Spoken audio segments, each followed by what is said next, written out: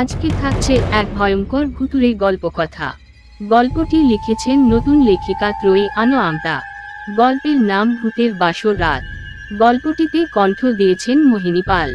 গল্পটি ভালো লাগলে শেয়ার করে দিও আর কমেন্টে লেখিকার নাম লিখে দিও।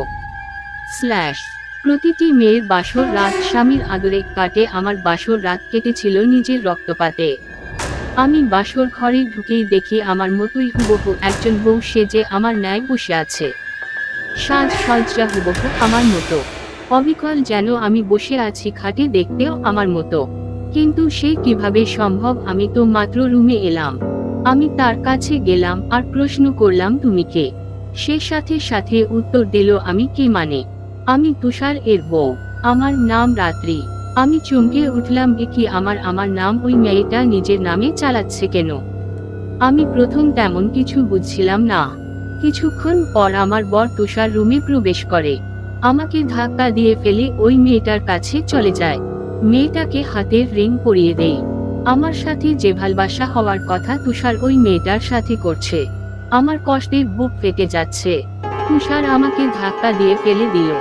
খুব অভিমান হচ্ছিল যে কাল এ বাড়ি ছেড়ে চলে যাব, বাসর ঘরেই যে বর আমাকে ঠকালো।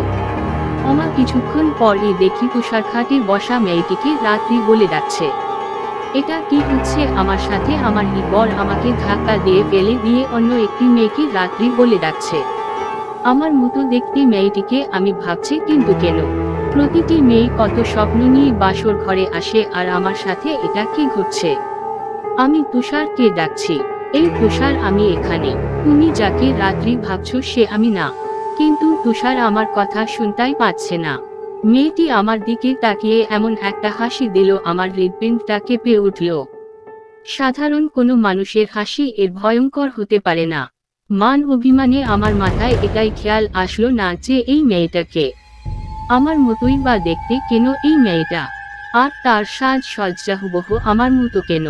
আমার তো কোনো যমজ বোন নেই, আর যমজ বোন থাকলেও নিজের বোনের বাসরে তো আর সে আসবে না। পৃথিবীতে একই চেহারার অনেক মানুষ হয়, সেটা শুনেছি, তাই বলে নাম কি এক? আর আমার স্বামী বা কেন তাকে আমি ভাবছে। ভাবতে ভাবতে দেখি মেয়েটা তার হাত লম্বা করে আমাকে রুম থেকে ধাক্কা দিয়ে বের করে দরজা লাগাই দিল। তখন আমার বুঝতে বাকি নেই, এটা কোনো মানুষ হতে পারে না। কোনো মানুষের হাত এত লম্বা হয় না। এমন অশরীরী ছায়া কোনো আত্মা ছাড়া কেউ না। বাড়ির সবাই ঘুমিয়ে গেছে। 3 তলার একটা ফ্ল্যাটে আমার আর আমার স্বামীর ফুলসজ্জার ব্যবস্থা করা হয়েছে যাতে কেউ ডিস্টার্ব না করে। এমনিতেই রাতের বেলা গাছের একটা পাতা পড়লে ভূতপ্রেত এর ভয় লাগে। আর আমার বাসর ঘরে যে ভয়ঙ্কর ঘটনা ঘটে গেল, আমার স্তক হওয়ার মতো অবস্থা। সেই মেয়েটা অদ্ভুতভাবে হেসেই যাচ্ছে, এত ভয়ঙ্কর হাসি। আমাকে তার লম্বা হাত দিয়ে রুমের বাইরে ফেলে দিল। আমি ভয়ে চিৎকার দিচ্ছি, কিন্তু কেউ আমার কথা শুনতে পাচ্ছে না।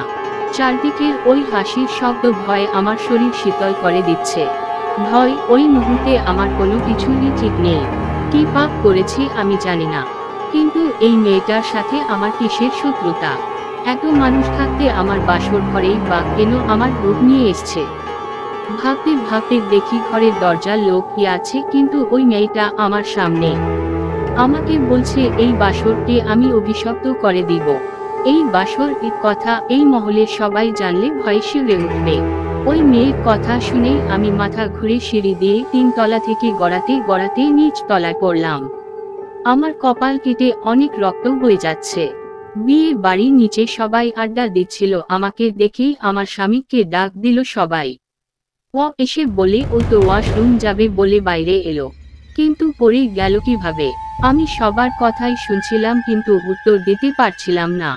আর বলতে পারছিলাম না, তুমি যার সাথে কথা বলেছিলে সেটা আমি না, একটা ভয়ঙ্কর আত্মা।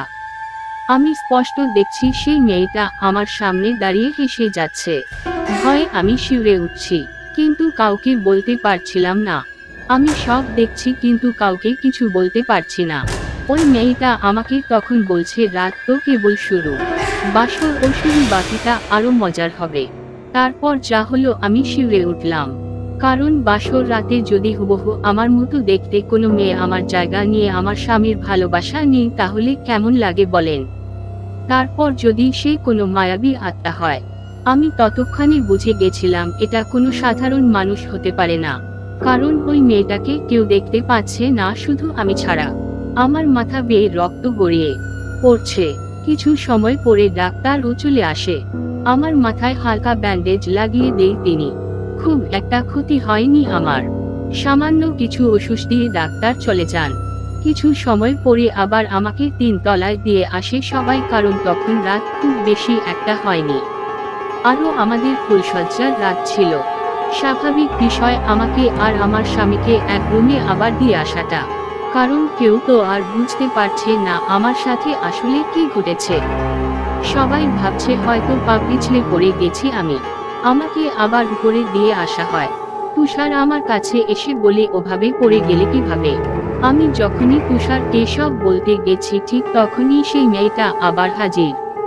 এবার ওর পরনে বিয়ের সাজসজ্জা ঠিকই আছে, কিন্তু চোখের নিচে অনেকখানি কালি পড়া, আর চোখ দুইটা কুচকুচে কালো। আমাকে হেঁচকা টানে দূরে সরিয়ে আবার তুষার এর সামনে বসে পড়ে। ভয়ে আমার শরীর হিম হয়ে আসছে। ওই মেয়েটি 1 পা 2 পা করে আমার দিকে এগিয়ে আসছে, আর আমি ভয়ে আমাকে ছেড়ে দাও প্লিজ। কে তুমি? আমার সাথে কি শত্রুতা? আমি কি ক্ষতি করেছি? কেন আমার বিবাহিত জীবনটা নষ্ট করতে চাইছো? ও এমন ভাবে আমার দিকে এগিয়ে আসছিল যেন আমার প্রাণ নিয়ে নিবে। আমাকে ভয় পেতে দেখে ও আরো জোরে হাসছিল। ভয় পা, আরো ভয় পা। যত ভয় পাবি তত শান্তি আমার। কি ভেবেছিলি আমাকে রেখেই ফুলসজ্জা করে ফেলবি? এই ফুলসজ্জাকে আমি মৃত্যু সজ্জা করে তুলব। এই শহরের মানুষ এই ভয়ঙ্কর অভিশপ্ত ফুলসজ্জার কথা ভেবে কেউ বিয়েই করতে চাইবে না। আমি অতটাই ভয়ঙ্কর কিছু করব তোদের সাথে। আমার কি অন্যায় আমি বুঝছিলাম না, কি পাপ আমার আমি নিজেও জানি না।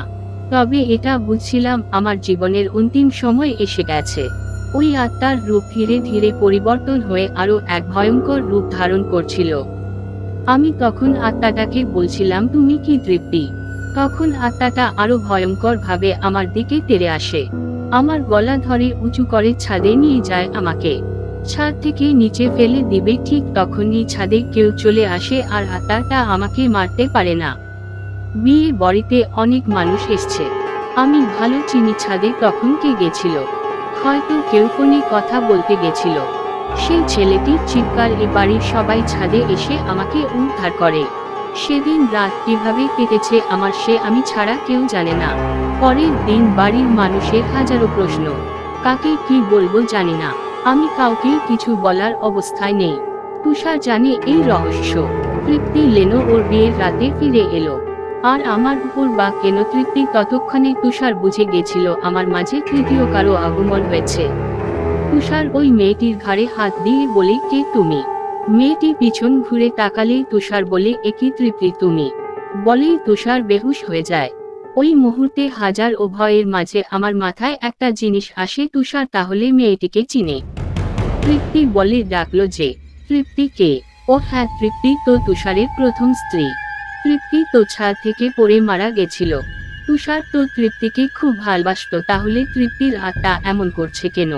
তুষার কে তাহলে? তৃপ্তির আত্মা অন্য কারো সাথে মেনে নিতে পারছে না, কিন্তু ও মরে গেছে বলে কি তুষার কারো সাথে সংসার করতে পারবে না? আমি তখন আত্মাটাকে বলছিলাম তুমি কি তৃপ্তি? তখন আত্মাটা আরো ভয়ঙ্কর ভাবে আমার দিকে তেড়ে আসে। আমার গলা ধরে উঁচু করে ছাদে নিয়ে যায় আমাকে। ছাদ থেকে নিচে ফেলে দিবে ঠিক তখনই ছাদে কেউ চলে আসে, আর আত্মাটা আমাকে মারতে পারে না। বিয়ে বাড়িতে অনেক মানুষ এসছে, আমি ভালো চিনি। ছাদে তখন কে গেছিল? হয়তো কেউ ফোনে কথা বলতে গেছিল। সেই ছেলেটির চিৎকার এ বাড়ির সবাই ছাদে এসে আমাকে উদ্ধার করে। সেদিন রাত কিভাবে কেটেছে আমার সে আমি ছাড়া কেউ জানে না। পরের দিন বাড়ির মানুষের হাজারো প্রশ্ন, কাকে কি বলবো জানি না। আমি কাউকেই কিছু বলার অবস্থায় নেই। তুষার জানে এই রহস্য। তৃপ্তি লেনো ওর বিয়ের রাতে ফিরে এলো, আর আমার উপর বা কেন তৃপ্তি এমন তাণ্ডব করলো? এমনিতেই আমি আর বাঁচবে না জানি, কারণ কোনো আত্মা কাউকে মারার কথা ভাবলে তাকে কেউ বাঁচাতে পারে না। আমি কাউকে কিছু না বলে তুষারকে প্রশ্নটা করলাম আমাদের রুমে গিয়ে। তুষার বলে, আমি জানি না তৃপ্তির আত্মা কেন আমাদের পিছু লাগলো, আর কেনই বা তোমার ক্ষতি চাই। তৃপ্তি অনেক ভালো মেয়ে ছিল, আর আমি ও তৃপ্তিকে খুব ভালোবাসতাম, তাহলে তৃপ্তির আত্মা কেন আমাদের ক্ষতি করবে? আমি তুষারকে বললাম, তৃপ্তির মৃত্যুর কি কারণ ছিল তুষার? তখন ভয় ভয় ভাবে বলে, তৃপ্তি ছাদ থেকে পড়ে গেছিল। তুষার এর কথায় আমি ভয় ভয় দেখছি। আমি বললাম, কি ব্যাপার তুষার, তুমি এত ভয় পাচ্ছ কেন? আর ও ছাদ থেকে কেন পড়ে গেল? ও কি সুইসাইড করেছিল? তুষার বলি, না, ও তো সুইসাইড করেনি। তখন আমি বলি, তাহলে কোন কারণে ও ছাদ থেকে পড়ে যাবে? তুমি ধাক্কা দাওনি? তুষার চমকে উঠে, পাগল হয়ে গেছো? আমি তৃপ্তিকে ভালোবাসতাম, আর ওকে হারিয়ে আমি পাগল হয়ে গেছিলাম। তৃপ্তি কিভাবে পড়ে গিয়ে মারা গেল তার কারণ আমি জানি না। আমি তুষারকে আর বেশি প্রশ্ন করলাম না, কারণ তুষার এর চোখে মুখে তৃপ্তির জন্য ভালোবাসা আর যন্ত্রণা দেখছিলাম আমি। ওর চোখের পানিতে বোঝা যাচ্ছে ও মিথ্যা বলছে না। তাহলে কি ঘটেছিল তৃপ্তির সাথে? কিছুক্ষণ পরে দেখি তুষার তৃপ্তির কবরের কাছে গিয়ে কাঁদছে। ইস, আমি হয়তো তুষারকে কষ্ট দিয়ে ফেলেছি। ওইভাবে বলাটা ঠিক হয়নি আমার। সেদিন রাত এলেই আমার চিন্তা আরো বেড়ে যায়। কি জানি আজ রাতে আবার কি হবে। আমাকে তৃপ্তির আত্মার সাথে কথা বলতেই হবে, আর আমাকে জানতে হবে কিসের জন্য ও আমাকে মারতে চাই। মরার আগে আমার অন্যায়টা আমাকে জেনে যেতেই হবে। তৃপ্তির ভাই আবার তুষারের ফ্রেন্ড, সে খুব তড়িঘড়ির সাথে আমাদের বাড়িতে এলো, আর ডিরেক্ট তুষার এর কাছে গেল। আমি বাইরে দাঁড়িয়ে শুনছি কি বলাবলি করে ওরা। তৃপ্তির ভাই নোমান তুষারকে বলছিল, ভাই কাল আমাকে প্রীতি কল দিয়েছিল। তুষার চমকে উঠে, প্রীতি মানে? কোন প্রীতি? নোমান বিড়বিড় করে কি খানিকটা বলল, আমি কিছুই বুঝলাম না। নোমান বলছে, আমার বোনকে প্রীতি মেরেছে ভাই। তুষার বলছে, পাগল হয়ে গেছিস তুই? প্রীতি কিভাবে মারবে? তুই না মাথার ডাক্তার দেখা? নোমান বলে, তুই মিলাইনিস, প্রীতি আমাদের কাউকে ছাড়বে না। প্রীতি যদি নোমানকে মেরে ফেলে তাহলে তো সে জীবিত কেউ। তাহলে আমাকে প্রীতির সাথে কথা বলতে হবে, আর জানতে হবে সে কেনই বা তৃপ্তিকে মেরেছে। নোমান বাইরে এলে আমি নোমানকে বলি, প্রীতি এর নাম্বার দিন আমাকে। আমি সব শুনেছি, আমি সব রহস্যর কারণ জানতে চাই, তাই আমাকে প্লিজ প্রীতির নাম্বারটা দিন। গত রাতে তৃপ্তির আত্মা এসেছিল আমাদের রুমে। আমার কথা শুনে নোমান অবাক হয়ে যায়। সত্যি তৃপ্তি এসেছিল? কি বলেছে আমার বোন? প্লিজ বলো, কি কথা হয়েছে তোমার সাথে? আমি বললাম, তৃপ্তি মেরে ফেলতে চাই আমাকে। আমার সাথে কিসের শত্রুতা ওর? আচ্ছা, আপনি যে বললেন প্রীতি আপনার বোনকে মেরেছে, এই প্রীতি তাকে? প্রীতির নাম্বার দেন। নোমান কিছুতেই নাম্বার দিবে না। আমি জোর করেই একরকম নাম্বারটা নিলাম। প্রীতিকে আমি ফোন করি, ও সাথে সাথেই ফোনটা তোলে। ওর সাথে কিছুক্ষণ কথা হলে আমি কাল ওর সাথে দেখা করার কথা বলি, আর ও রাজিও হয়ে যায়। আমার শুধু আজ রাতটার অপেক্ষা, কাল প্রীতির সাথে দেখা করব, সব রহস্য জানতে পারবো। খানিকটা চিন্তা মুক্ত মনে রুমে গেলাম। অমনি ফ্লোরে একটা ছবি উড়ে এলো। ছবিটা আমি বারবার ধরার চেষ্টা করছি, কিন্তু ছবিটা উড়েই বেড়াচ্ছে, কিছুতেই ধরতে পারছি না। 2 ঘন্টা কেটে যাওয়ার পর ছবিটা আমি ধরতে পারি। ছবিটা ধরে দেখি একটি মেয়ে ছবি। বাহ, মেয়েটা তো খুবই সুন্দর দেখতে, বয়সও বেশ খানিকটা কম। আমি তুষারকে দেখালাম, দেখো তো ছবিটা কার। তুষার না চেনার ভান করে এড়িয়ে গেল। এবার তুষার আমাকে জড়িয়ে ধরে বলে, এত যদি গোয়েন্দাগিরি করো তাইলে বর সামলাবে কে? হ্যাঁ, একটু বরের দিকেও দেখো। আমার অবশ্য তখন রোমাঞ্চ এর মুড ছিল না, কারণ হাজারটা প্রশ্ন আর চিন্তা আমার মাথায়। তুষার আমাকে জড়িয়ে ধরলেই আমাদের দরজায় কেউ নক দেয়। রাত তখন 12টা হবে। আমি আর তুষার দরজা খুলে দেখি পিছন ঘুরে লাল শাড়ি পরে একটি মেয়ে দাঁড়িয়ে আছে। মেয়েটি ধীরে ধীরে ছাদের দিকে যাচ্ছে। আমি আর তুষার পিছন থেকে দেখে যাচ্ছি, কিন্তু মেয়েটি ধীরে ধীরে এগিয়ে যাচ্ছে, পিছনে তাকাচ্ছে না। মেয়েটি হাঁটতে হাঁটতে ছাদের কোনায় গিয়ে লাফ দেয়।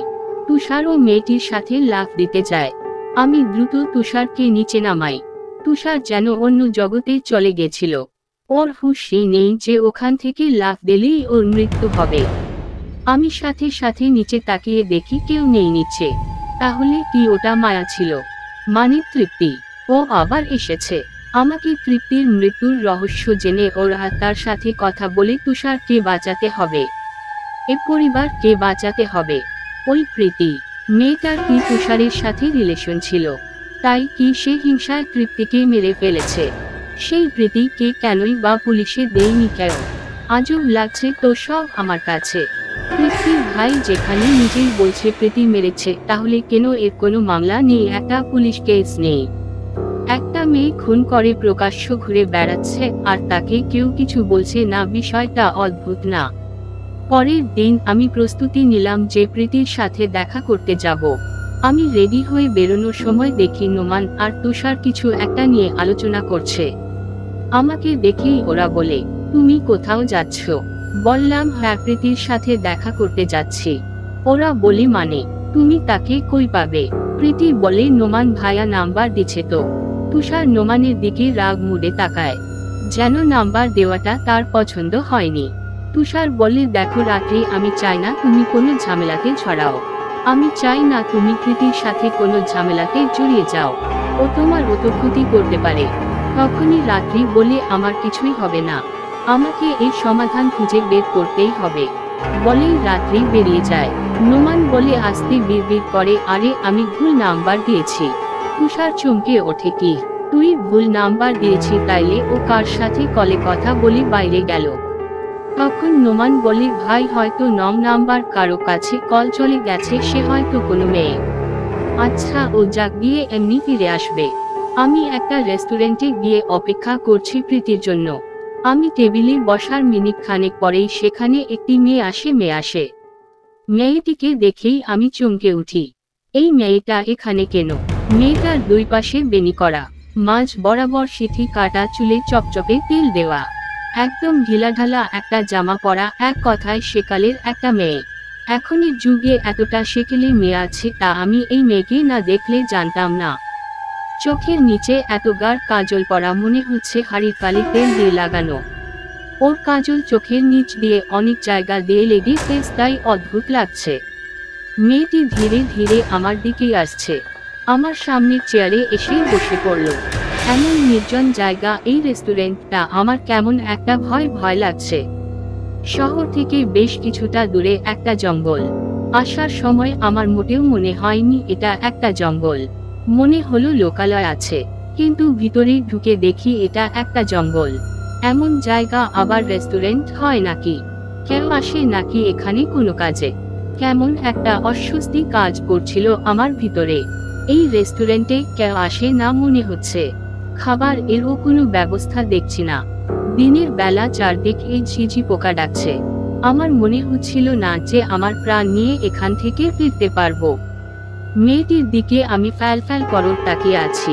আমার হাত পা কাঁপছে খুব। হঠাৎ মেয়েটি আমার কাছে এসে বলে, কি খাবে বলো? আমি বললাম, পানি। মেয়েটি ভিতরে গেল পানি আনতে। এখানে পানি পাবে কোথায়ও? আমি ওর পিছ গেলাম, দেখি কোথায় যায়। আর এই রেস্টুরেন্ট, এর উদ্দেশ্য কি? এখানে এই পরিবেশে কেন থাকো এই মেয়ে? আর একাই কেন রেস্টুরেন্ট চালাই? এখানে কি আর কেউ থাকে না? আর এই মেয়েটির মা বাবা কি কেউ নেই? মেয়েটির পিছনে গিয়ে দেখিও, মাটির নিচে একটা সিঁড়ির মতো, সেটা মাটির নিচে চলে গেছে। মাটির নিচে গেল। আমি নিচে তাকিয়ে দেখার চেষ্টা করলাম, কিন্তু ভিতরে এতই অন্ধকার, কিছুই দেখা যাচ্ছে না। আমি ধীর পায়ে অন্ধকারে নিচে নেমে গেলাম। নামতে কত নিচে নেমে গেলাম তা কিছুই বুঝতে পারলাম না। আমার ভিতরে ভয় কাজ করছিল খুব। মাটির নিচ থেকে কি আর উপরে যেতে পারবো কোনোদিন? নাকি এখানেই কবর হয়ে যাবে? নামতে এতই নিচে চলে এসেছি, আর এর ভিতরে এত অলি গলি, আমি সেই সিঁড়ি আর খুঁজে পাচ্ছি না। আমি রহস্য খুঁজতে এসে নিজে কোন ফাঁদে পা দিলাম। তখন আমার মনে হচ্ছিল আমি এখান থেকে বেরোতে পারলেই বাঁচি। চারদিকে এত অন্ধকার, আমার দম বন্ধ হয়ে আসছিল। হঠাৎই খানিক দূরে একটু আলো দেখা যাচ্ছিল। আমি ওই আলোকে ফলো করতে করতে সামনে আগাই। আমার মনে হচ্ছিল আমি অন্য জগতে চলে এসেছি। মাটির নিচে এত ভয়ঙ্কর জায়গা থাকে, আগে জানতাম না আমি যাকে খুঁজতে এখানে এসেছি তাকে খুঁজে পাচ্ছি না, উল্টা আমি এক মৃত্যুর ফাঁদে ফেসে গেছি। ঘুটঘুটে অন্ধকারের মাঝে দূরে দেখতে পাওয়া আলোর দিকে আমি এগোচ্ছি।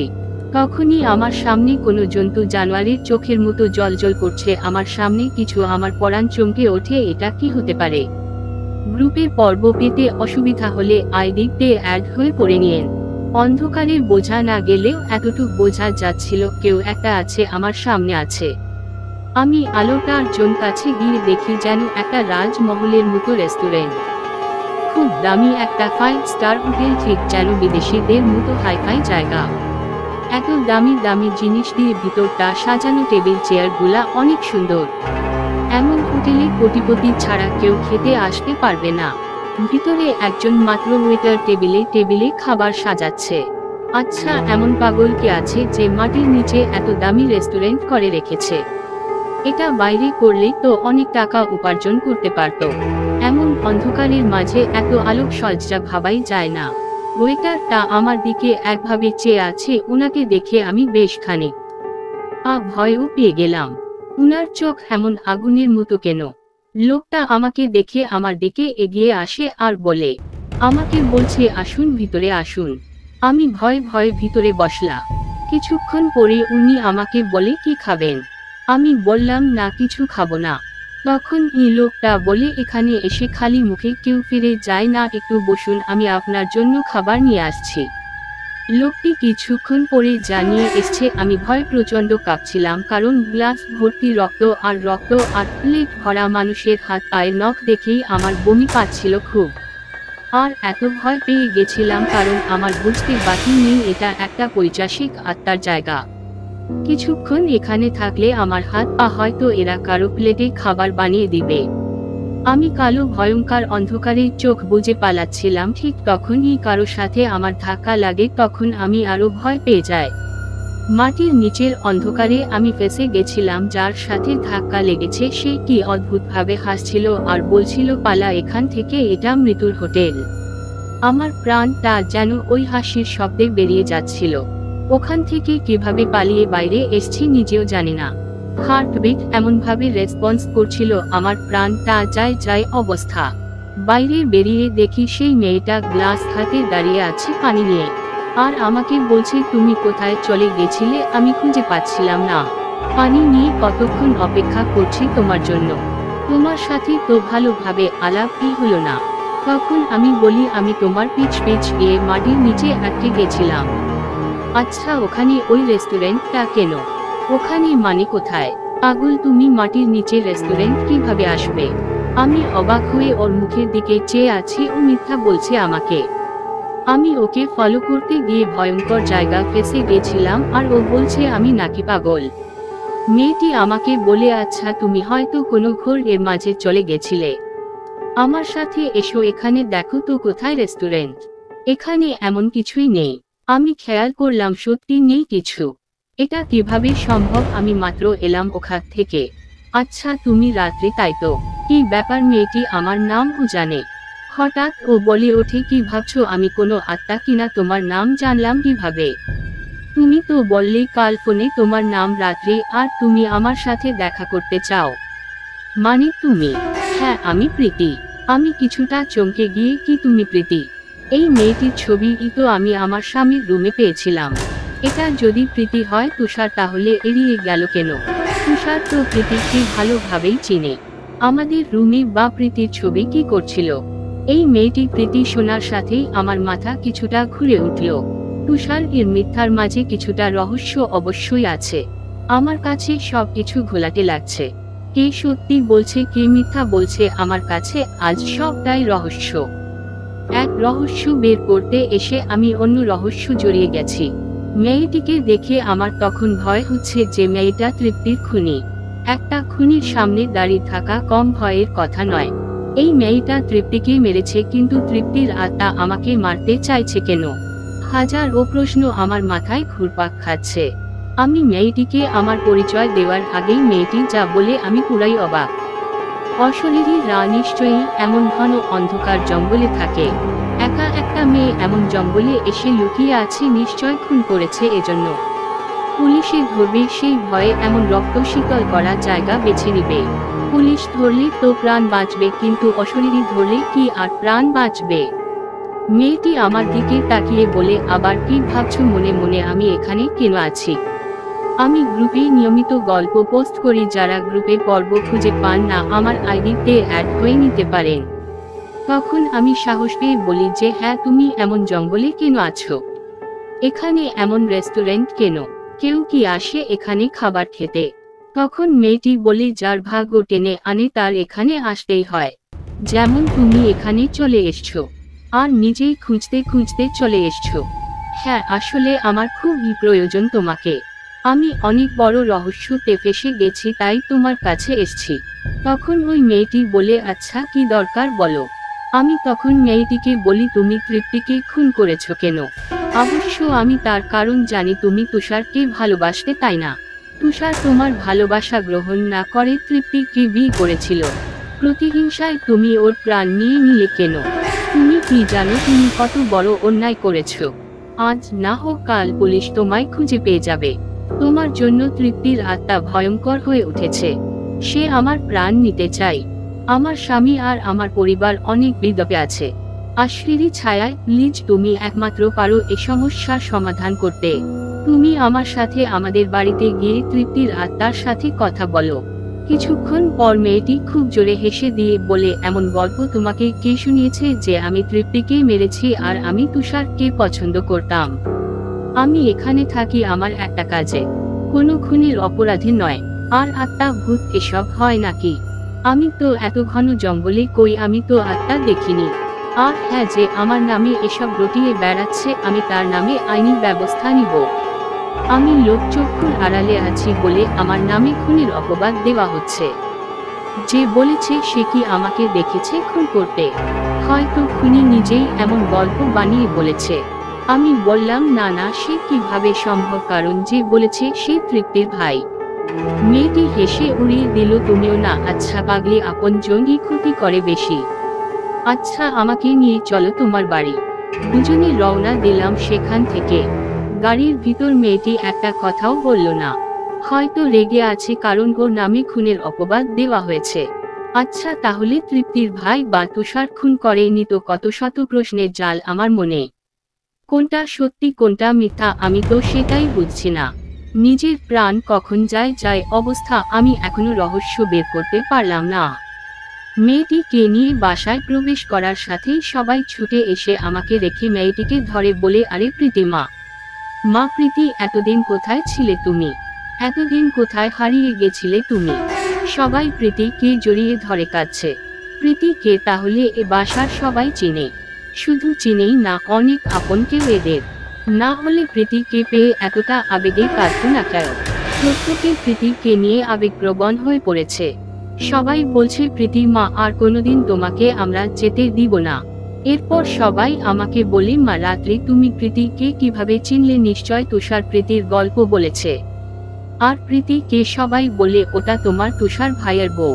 আমার তখন খুব কষ্ট হচ্ছিল, তুষার এত বড় একটা মৃত্যু। তুষার সবটা জেনে আমাকে মিথ্যা না বললেও পারত। কি লুকাচ্ছে তুষার আমার থেকে? ওর এত লুকোচুরি বা কিসের? আর প্রীতি বা এ বাসা ছেড়ে চলে গেছিল কেন? সবার এত ভালোবাসা ছেড়ে প্রীতি অমন জঙ্গলে বা কেন থাকতো? আমি সবাইকে বললাম, প্রীতি অনেক দূর থেকে এসছে, ওর রেস্টের দরকার, ওর কিছু খাওয়ার দরকার। তোমরা ওর জন্য খাবার রেডি করো। আচ্ছা প্রীতি কোন ঘরে থাকবে? আমি বললাম, আমি শাশুড়ি বলেন, প্রীতির রুমটা এখন তোমাকে দিয়েছি মা। ওই রুমেই আগে প্রীতি থাকতো। তখন তুষার এর উপর আমার সন্দেহ মাত্রা আরো বেড়ে গেল। আমি প্রীতির রুমেই আছি, তাও তুষার কিছুই বলেনি আমাকে। আমি উপরে আমার রুমে গেলাম। প্রীতিকে অন্য একটা রুম দেওয়া হলো। রাতে খাওয়া শেষ করার পর আমি আমার রুমে গেলাম, আর বাকিরা প্রীতিকে নিয়ে গল্প করছে। গভীর ঘুমে আমার কানে কিছু একটার আওয়াজ আসছে। ঘুম ভেঙে দেখি চারদিকে ঘন অন্ধকার, কিছুই দেখা যাচ্ছে না। তখন অনুমান রাত কত হয়েছে আমার সে খেয়ালও নেই। আমি রুমের লাইট অন করব, কিন্তু কোন দিকে যে লাইট আমি বুঝতে পারছি না। হঠাৎ আমার হাতে কেউ টর্চ লাইট দেয়। লাইট নেওয়ার সময় হাত ধরে দেখি মানুষ না, এটা কঙ্কাল এর হাত। দাড়ি। আমি গ্রুপে নিয়মিত পোস্ট করি, তবুও যারা খুঁজে পান না আইডিতে অ্যাড হয়ে পড়তে পারেন। দাড়ি। ভয়ে আমি চিল্লানোর চেষ্টা করছি কিন্তু আমার গলার আওয়াজ কিছুতেই ঘরের বাইরে যাচ্ছে না। চারদিকে কেউ নেই, আমি একা 3 তলায়, দরজাটা হাওয়ায় জোরে জোরে বাড়ি দিচ্ছে। রুমের লাইটগুলো অটো অন হচ্ছে আর অফ হচ্ছে। লাইট অন হলে হালকা আলোতে আমি দেখতে পাচ্ছি কঙ্কালটা হাওয়ায় দোল খাচ্ছে। কি একটা ভয়ঙ্কর হয়ে উঠেছে রাতটা। আমি কানে 2 হাত দিয়ে কেউ বাঁচাও বাঁচাও করছিলাম। দাড়ি, দাড়ি, দাড়ি। কঙ্কাল দেখলে এমনি যে কোনো মানুষ ভয় পেয়ে যায়, আর তাও যদি রাতের বেলা নিজের রুমে হয়। কঙ্কালটা আস্তে আস্তে মানুষের রূপ নিচ্ছে। ধীরে ধীরে একটা মেয়ের রূপ নিল সে। এ কি তৃপ্তি তুমি? এই কঙ্কালটা তাহলে তৃপ্তির? তৃপ্তির কিসের এত রাগ আমার উপর? প্লিজ তৃপ্তি, আমাকে ছেড়ে দাও। আমি কি ক্ষতি করেছি তোমার তৃপ্তি? তৃপ্তির আত্মাটা সাদা কাফনে মুড়িয়ে আমার সামনে শুয়ে আছে আর হেসেই যাচ্ছে। 3 তলায় অন্ধকারে সাদা কাফনে মোড়ানো কোনো লাশ যদি হেসে রুম কাঁপিয়ে দেই, কোনো মানুষের বেঁচে ফেরার কথা নয়। কঙ্কালটা মানুষের রূপ নিয়ে একটা লাশ হয়ে গেছে আর আমার সামনে শুয়ে হাসছে, কিন্তু একটা কথাও বলছে না। হঠাৎ করে আমার চেঁচামেচিতে নিচের সবাই আমার রুমে এসে আমাকে ধরে। আমি ভয় তুষারকে গুটিসুটি হয়ে জড়িয়ে ধরে আছি। আমাকে ছাড়ানোর অনেক চেষ্টা তুষার করে যাচ্ছে, এমনকি বাকিরাও আমার গায়ে হাত দিয়ে আমাকে বলছে আমি এত ভয় পেয়ে গেছি কেন। আমি কাউকে কোনো উত্তর দেওয়ার অবস্থায় ছিলাম না। আমার সেন্স চলে যায়। আমাকে বেডে শুয়ে দিয়ে কিছুক্ষণ পর সবাই রুমে চলে যায় আর তুষার আমার পাশে বসে আমার মাথা কপাল টিপে দিচ্ছে। আমার তখন একটু একটু হুঁশ ফিরেছে, চোখ এখনো ছাড়েনি।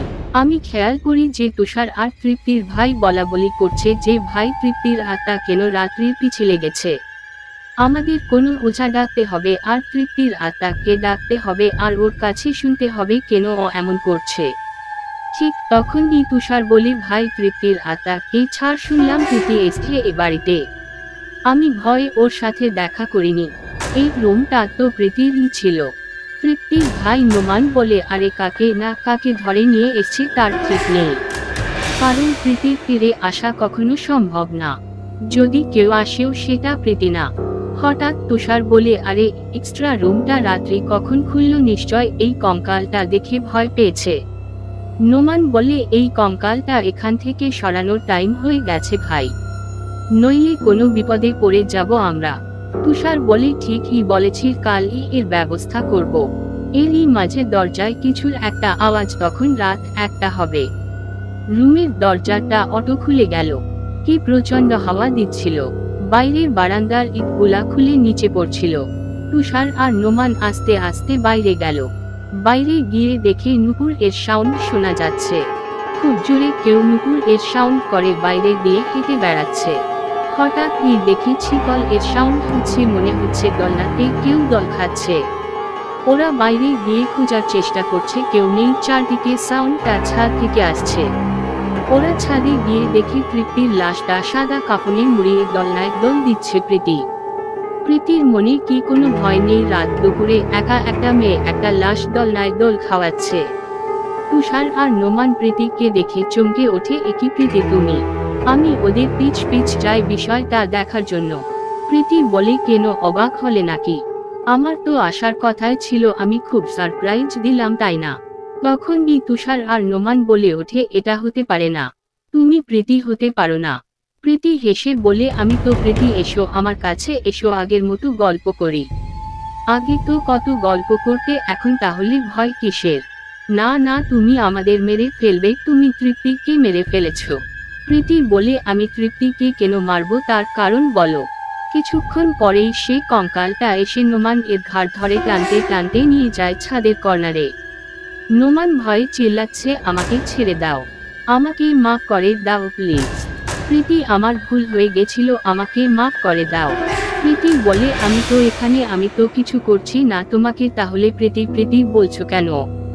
প্রীতি খুব জোরে হাসছে, হাসছে তো হেসেই যাচ্ছে আর লাশটাকে দোল খাওয়াচ্ছে। কঙ্কালটা নোমানকে ছাদ থেকে ধাক্কা দিয়ে ফেলে দেই। সাথে সাথে নোমান নিচে পড়ে মারা যায়। আর কঙ্কালটা বলে, এবার তুষার আর রাত্রির পালা। কথাটা শুনে আমি চমকে যাই, তার মানে আমাকেও মেরে ফেলবে। কিন্তু কেন? তারপর যা হয় তা খুব ভয়াবহ। সাথে সাথেই কঙ্কাল আর তৃপ্তির লাশটা উধাও হয়ে যায়। তুষার ভয়ে গুটিসুটি হয়ে যায়। শুধু প্রীতি দাঁড়িয়ে আছে সেখানে। প্রীতি এক দুপা করে তুষার এর কাছে আসে। তুষার প্রীতিকে দেখে প্রচন্ড ভয় পায়। তুষার এক দৌড়ে নিজের রুমে চলে আসে আর ওর রুম থেকে কঙ্কালটা বের করে ছাদে নিয়ে আগুনে পুড়িয়ে দেয়। আমি তুষারকে প্রশ্ন করলাম, কি আছে এই কঙ্কালে? আমাকে সত্যি বলো, তুমি তৃপ্তিকে মেরে এখানে আটকে রেখেছিলে তাই না? তাই তৃপ্তির আত্মা এমন করছে। তুষার বলে, না, আমি তৃপ্তির কিছুই করিনি। তুমি তৃপ্তির কিছুই করো। আমি আমার রুমে খেয়াল করলাম একটা বন্ধ দরজা লক করা। আমি অনেক খোলার চেষ্টা করার পর দরজাটি খুলল। ভিতরে যা দেখলাম আমি প্রচন্ড ভয় পেয়ে চমকে উঠি। একটি মানুষের আস্ত কঙ্কাল ভিতরে রাখা। মনে হচ্ছে কতকাল এখানে পড়ে আছে। পাশে শরীর থেকে মাংস খসে পড়ে আছে, তার কিছু নমুনা বোঝা যাচ্ছে। অমন রাতের বেলা নিজের রুমে কোনো মানুষের কঙ্কাল পেলে কোনো মানুষই ভয় না পেয়ে থাকতে পারবে না। কিছুক্ষণ পরই কঙ্কালটি উঠে হাঁটা শুরু করে। কঙ্কালটি যা করে তা দেখে ভয় আমার শরীর আরো শিউরে ওঠে। তাহলে তৃপ্তির আত্মা কেন ভয়ঙ্কর হয়ে উঠেছে? তুষার চুপ থাকে। তুষার এক রাতেই পুরা পাগল হয়ে গেছে। নিজের চাল চলন আচার আচরণের সব চেঞ্জ তুষারের মাঝে। নোমানের মৃত্যুর সাথেই সাথেই 2-1 দিন পরে নিজের ছাদ থেকে পড়ে আত্মহত্যা করে তুষার। পুরা বাড়িতে শোকে ছায়া। বিয়ের মেহেদি না উঠতেই আমি বিধবা হলাম। সবাই মারা গেল, কিন্তু আমি কোনো কিছু রহস্য বের করতে পারলাম না। সবার মৃত্যুর পরেও এ বাড়ির বিপদ কাটেনি। রোজ রাতে অশরীরী ছায়া তাণ্ডব চালায় এ বাড়িতে। রোজ মাঝ রাতে হাসে কাঁদে নুপুর এর সাউন্ড ঘুরে বেড়ায়। আমার অমন মেজাজ খুব খারাপ, সারাদিন রুমেই থাকি। একদিন মাঝ রাতে প্রীতি আমার রুমে আসে, আমার মন খারাপ নিয়ে অনেক সান্ত্বনা দেয়। আমার মন খারাপ ও বেশ সময় দিচ্ছিল কিছুদিন। একদিন মাঝে রাতে আমাকে বলে, চলো ছাদে গিয়ে চাঁদ দেখি, ভালো লাগবে। ওর কথায় ওর সাথে ছাদে গেলাম। দুজনে বেশ গল্প করছিলাম। গল্প করতে করতে হঠাৎ ও আমাকে ধাক্কা দিয়ে ফেলে দেয় নিচে। আমি নিজেকে বাঁচাতে ছাদ ধরে ঝুলে থাকি আর বলি, প্রীতি আমাকে বাঁচাও, আমি পড়ে যাচ্ছি, প্রীতি আমাকে তুলো এখান থেকে। তখন প্রীতি বলে, তোকে মারবো বলেই এত নাটক করেছি বলেই। প্রীতি খুব জোরে হাসে, সাথে সাথেই ওর পোশাক বদলে যায়। বিয়ের সাজে প্রীতি। আমি প্রীতির অন্য লোক দেখে ভয় পেয়ে যায়। প্রীতি তাহলে মানুষই না? প্রীতি বলে, হ্যাঁ, এখন যা দেখছি এটাই আমার আসল রূপ। আমি অশরীরী আত্মা। তখন আমি ভাবছিলাম আমি তো মারাই যাব, তাই প্রীতিকে বলি, প্রীতি আমাকে কেন মারতে চাও? প্রীতি বলে, শোন তাহলে, তৃপ্তি কোনো আত্মা না, তৃপ্তিকে আমিই মেরেছি। তুষার এর রুমে যে কঙ্কাল ওটা আমারই। আমার মাথায় যেন আকাশ ভেঙে পড়ে। আমি নতুন রহস্য জানতে পারি। এতদিন যা ভাবছিলাম তার থেকে সম্পূর্ণ উল্টা কাহিনী জানলাম। প্রীতি বলে, তুষার এর রুমে আমি থাকতাম। এ বাড়িতে মেয়ের পরিচয় আমি ছিলাম। আমি একটা হোটেল এ জব করতাম। তুষার এর বাবা আমার বাবার পরিচিত, তাই এ বাড়িতে থেকেই আমি লেখাপড়া করতাম। একদিন এ বাড়ির কেউ বাসায় থাকে না। ঝড় বৃষ্টিতে তারা বাইরে আটকে যায়। আর সেদিন তুষার আর নোমান থাকে বাড়িতে। ওরা দুজন প্ল্যান করে আমার রুমে যায়। আমাকে ধর্ষণ করেছিল অনেক কষ্ট দিয়ে। আমার চিৎকার এই ঝড় বৃষ্টি ভেদ করে বাইরে কারো কানে পৌঁছায়নি। নোমান বারবার বলছিল বাসর করতে খুব মজা লাগছে। থুবলে থুবলে আমার শরীর কেটে ক্ষত বিক্ষত করেছিল। তুষারকে নিজের ভাই এর মতো জানতাম। অনেক হাত পা ধরেছিলাম তুষারের। এক সময় ওরা দুজন বলাবলি করে, প্রীতিকে মেরে না ফেললে আমরা ফেঁসে যাব। ওদের কথা শুনে আমি তুষার এর হাত পা জড়িয়ে ধরি। আমি কাউকে কিছু বলবো না, আমাকে প্রাণে মেরো না। আমার প্রাণ ভিক্ষা চেয়েও পাইনি। আমাকে মেরে তুষার এর রুমে ওই দরজার পিছে রেখে দেয়। আমার লাশটা দরজার পিছে রেখে দেই আর ওখানেই পচে আমার কঙ্কাল পড়ে থাকে। ওই ঘরে যে প্রবেশ করে তাকেই আমি মেরে ফেলি। তাই তৃপ্তিকেও মেরেছি। আর এখন তোর পালা। আমার কাছে এক হুজুরের শক্তিশালী তাবিজ থাকে। প্রীতি আমাকে আরেকবার ফেলতে গেলেই তাবিজটা ছুঁড়ে দিই আর ওর আত্মা আমার থেকে দূরে সরে যায়। আমি কোনভাবে নিজেকে বাঁচিয়ে কখনো ওই বাড়িতে আর যাইনি। তুষার তার পাপের শাস্তি পেয়েছে, কিন্তু প্রীতির আত্মা ওই বাড়িতে আজও থেকে গেছে। গল্পটি পুরো শোনার জন্য ধন্যবাদ।